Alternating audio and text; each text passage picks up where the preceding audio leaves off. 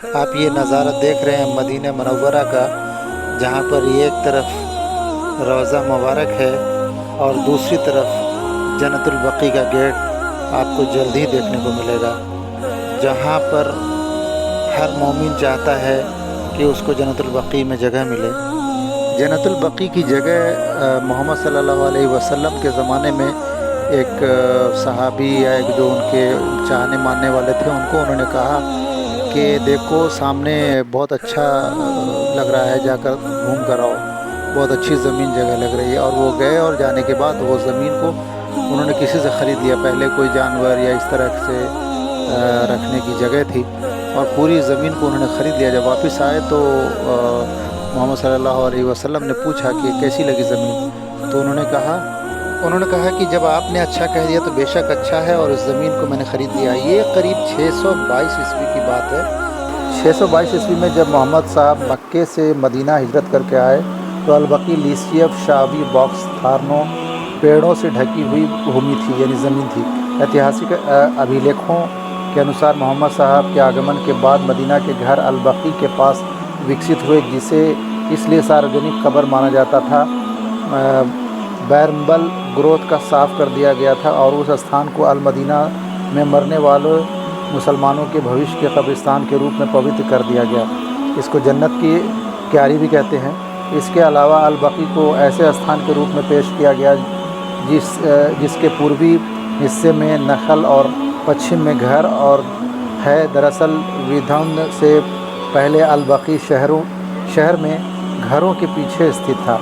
पैगंबर साहब की मस्जिद के निर्माण के दौरान एक्चुअली जिस स्थान पर उन्होंने मक्का से मदीना प्रवास के बाद 2 अनाथ बच्चों से ख़रीदा था, वहाँ मोहम्मद साहब के साथी असद इब्न जुराह की मौत हो गई। मोहम्मद साहब ने उस स्थान को कब्रिस्तान के रूप में चुना और असद अंसार के बीच अल बकी में दफन होने वाले पहले इंसान थे।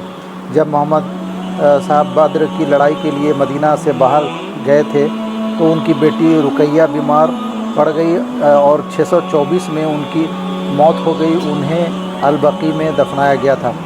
वह अहल अल बैत मोहम्मद साहब का परिवार की पहली शख्स थी जिन्हें इस कब्रिस्तान में दफनाया गया था।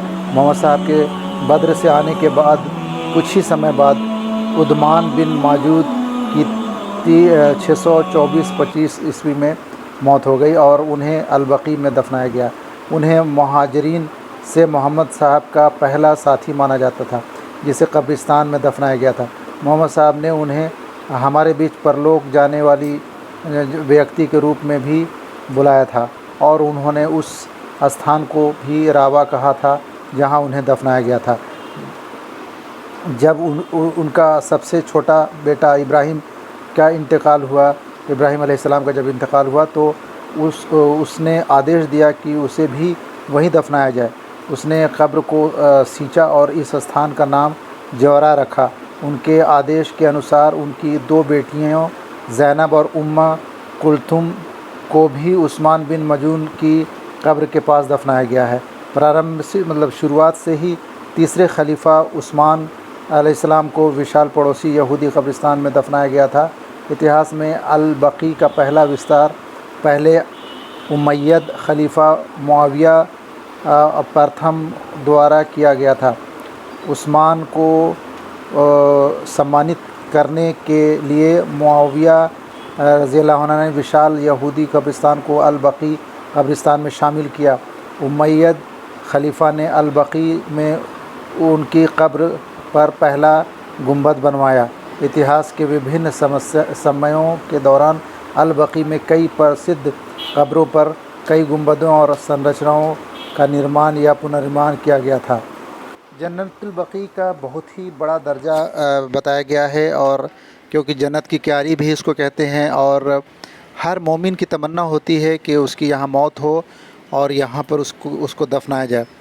मैं बताता चलूँ कि प्रॉफिट मोहम्मद सल्लल्लाहु अलैहि वसल्लम की बीवियाँ, बच्चे, उनकी कह सकते हैं फैमिली, साहबा साहबी, इन सब की कब्र इस कब्रिस्तान के अंदर है।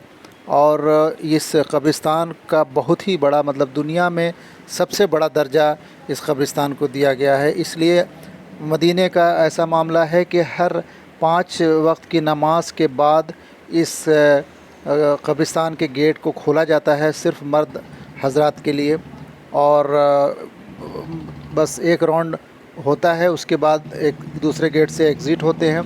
उसके बाद वो गेट पूरी सिक्योरिटी के साथ बंद हो जाता है। औरतों को यहाँ जाने की इजाज़त बिल्कुल नहीं है। फ़जर की नमाज़ के बाद, ज़ोहर की नमाज़ के बाद, असर, मगरिब, इशा, इन 5 वक्त नमाज के बाद यहाँ का गेट ओपन होता है और यहाँ पर लोग जाते हैं, फ़ातिहा बख्शते हैं, ज़ियारत करते हैं और मग़फ़िरत की, कब्रिस्तान में जो दफ़न है उनकी मग़फ़िरत की दुआ करके वापस दूसरे गेट से बाहर आ जाते हैं। और नज़ारा बहुत ही सुहाना है, क्योंकि सामने हुज़ूर पाक का रोज़ा है। यानी जन्नतुल बक़ी के अंदर से आप जब देखेंगे तो वहाँ सामने, मतलब लेफ़्ट साइड में हुज़ूर पाक के रोज़े से लेफ़्ट साइड का गेट है ये, जहाँ से अभी हम लोग निकल रहे हैं। और ये देखिए यहाँ पर प्यारी सी छतरी दिख रही है, वो गुंबद खज़रा भी दिखेंगे आपको। और जो हुज़ूर पाक का रोज़ा मुबारक के सामने जो मोमिन दफन हुआ है, सोचें उसका कितना बड़ा दर्जा अल्लाह ने दे दिया है। और ये निकलने का दरवाज़ा है, यहाँ से निकलें और बस ये पतली सी गली के हैं आप, इसको क्रॉस करते ही सामने हरमैन का गेट है, यानी कि आप नबी पाक के रोज़े पे जा सकते हैं। यहाँ से मस्जिद नबवी जा सकते हैं आप। यहाँ से देखें यहाँ से कैसा नज़ारा है, गुंबद दिख रहा है, मीनार दिख रहे हैं, सुभान अल्लाह। पीछे उस तरफ कुछ कंस्ट्रक्शन भी हो रहा है और भी इसको डेवलप किया जा रहा है। ये देखें, यहाँ से अगर जूम करता हूँ तो मीनार दिखता है। और ये तो जन्नतुल बक़ी का नज़ारा है दोस्तों, मैं क्या बताऊँ। बहुत धूप थी लेकिन महसूस नहीं हो रहा था। एक करिश्मा है, एक ऐसा लगता है कि फरिश्ते आपके ऊपर छाता ओपन करके आपके साथ साथ चल रहे हैं। धूप का एहसास नहीं होता।